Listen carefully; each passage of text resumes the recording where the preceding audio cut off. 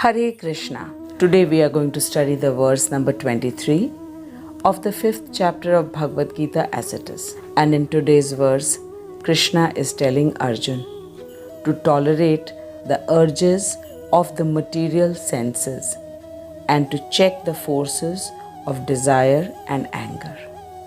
Normally, in this material world, it is a belief that the people who have all the material luxuries to enjoy, they are the people who are enjoying and are thought to be very happy. But Krishna is telling Arjun to control and tolerate the urges of material senses.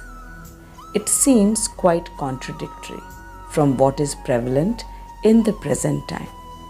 To solve this puzzle, we need to understand this verse very nicely so that we can have a definite guideline so as to how one can become really happy eternally. To begin, let us recite the verse number 23. Shaknot ihe vyah sodum praksharir vimokshanat काम क्रोध उद्भवम वेगम सयुक्तः ससुखी नरः शक्नोति इहेव्यः सोढुं प्राक्शरीर विमोक्षणात् काम क्रोध उद्भवम वेगम सयुक्तः ससुखी नरः शक्नोत इहेव्यः सोढुं प्राक्शरीर विमोक्षणात् काम क्रोध उद्भवम वेगम sayuktah sasukhi narah.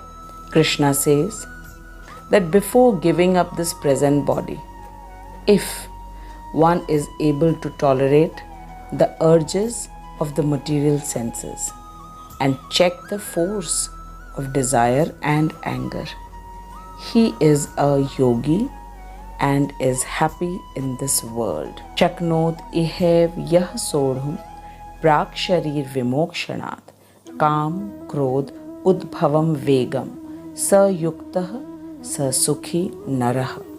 First, let us read the Anvay given by Srila Vishwanath Chakravarti Thakur. Srila Vishwanath Chakravarti Thakur ki jai, Anant Koti Vaishnavon ki jai. Shaknoti is able, iha ev, in this very life, yah, who, sodhum, to tolerate, prak, before, sharira, the body, vimokshanat, giving up, kam, krodh, of lust and anger, udbhavam, born, vegam, the urges, sah, he, yuktah, is a yogi, sah, he, sukhi, is a happy, narah, man. Srila Vishwanath Chakravarti Thakur says that before giving up the body, he, who in this very life can tolerate the urges born of lust and anger, is a yogi and is indeed happy.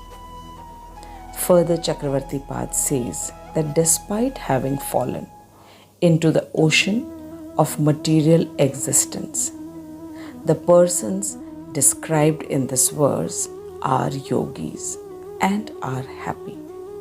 To explain this, Sri Bhagwan is speaking this verse beginning with Shaknoti.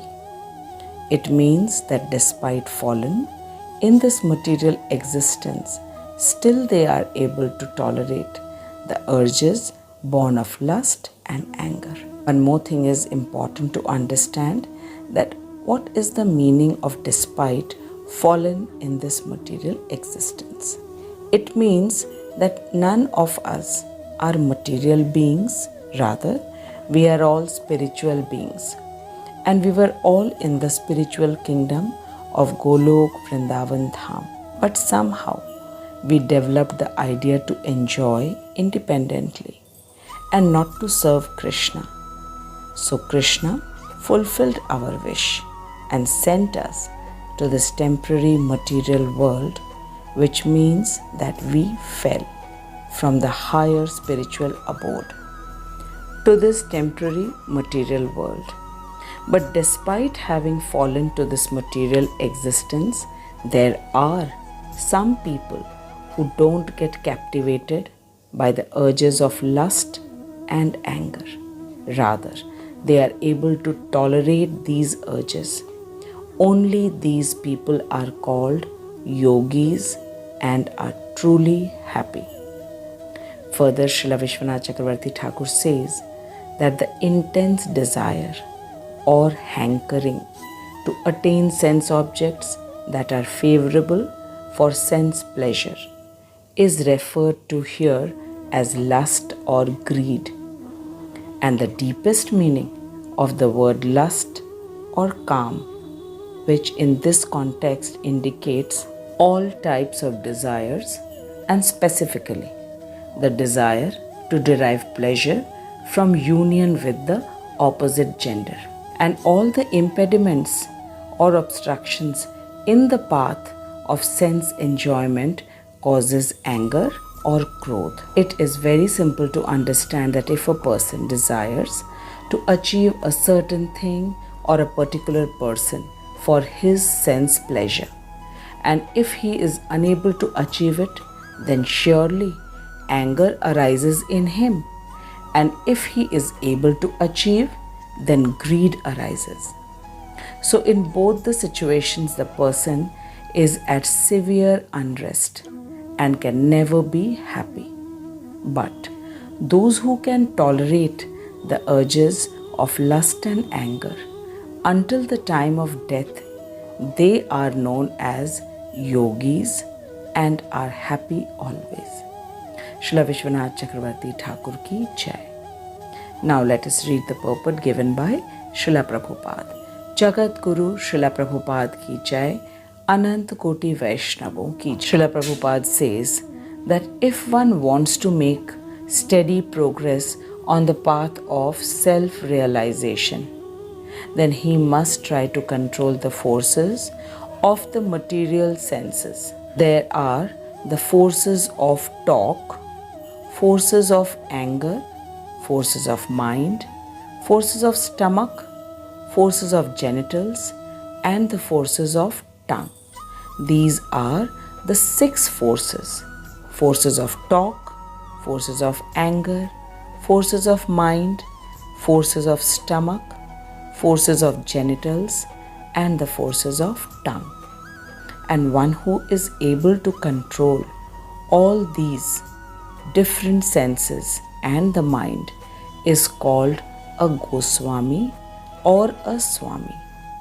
Such Goswamis live strictly controlled lives and forego altogether the forces of the senses. Srila Prabhupada says that material desires, when unsatiated, generate anger, and thus the mind, eyes, and chest becomes agitated. Therefore, one must practice to control them before one gives up this material body. One who can do this is understood to be self-realized and is thus happy in the state of self-realization.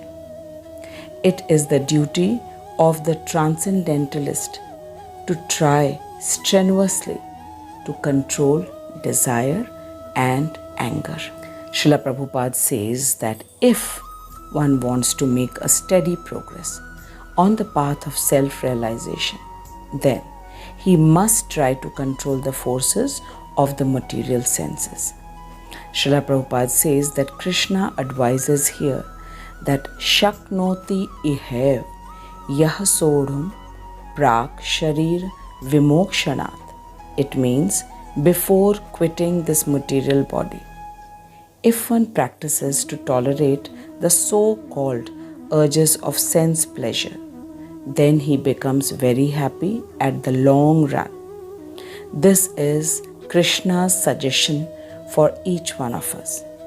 And this is the real purpose of human life, that we should not try to derive false happiness in this diseased condition of material life. It is called false happiness because everything in this material world is temporary. And we being spiritual beings, how can we ever be satisfied with anything that is temporary? This is why it is called false happiness. Srila Prabhupada says that something which is temporary is not happiness at all. So we should understand that out of ignorance we are engaged to derive such kind of happiness. But that is not happiness. Srila Prabhupada says that real happiness is in spiritual life, and we all have to attain spiritual life to experience real happiness.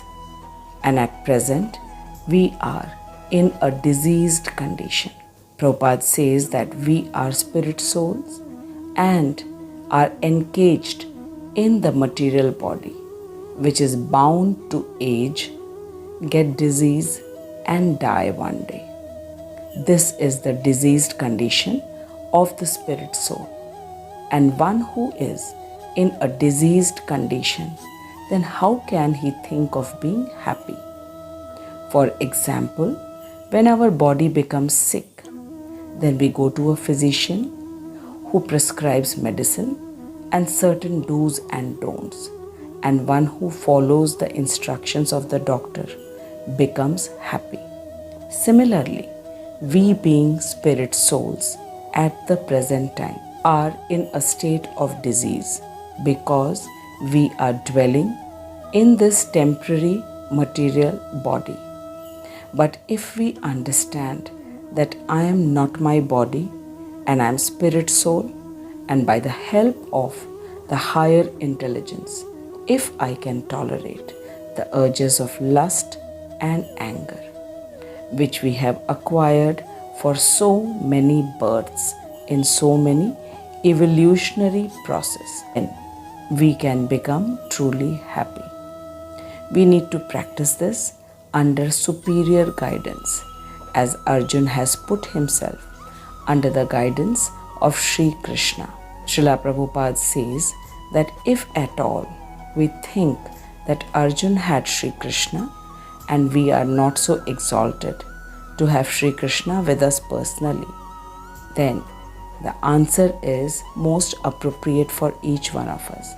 Sri Krishna in the book form is Bhagwat Gita, and Srila Prabhupada has presented Bhagwat Gita as it is, and along with it, because of his causeless mercy, has given us detailed purports, which Srila Prabhupada has written in days and nights only for each one of us.